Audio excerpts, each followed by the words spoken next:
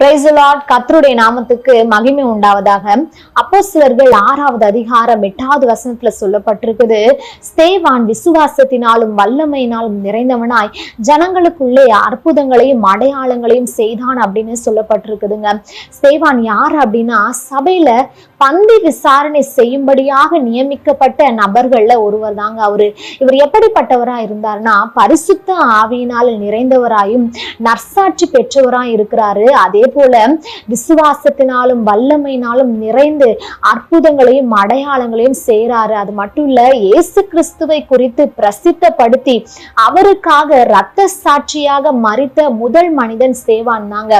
இன்னைக்கும் கூட நம்ம யாரு, எங்க இருக்கிறோம், என்ன வேலை செய்யறோம், இது எல்லாவற்றையும் தாண்டி இந்த கடைசி நாட்கள்ல தேவன் ஸ்தேவான போல அவருக்காக வல்லமையா எழும்பி பயன்படக்கூடிய ஆட்களை தேடிக்கொண்டிருக்கிறாருங்க.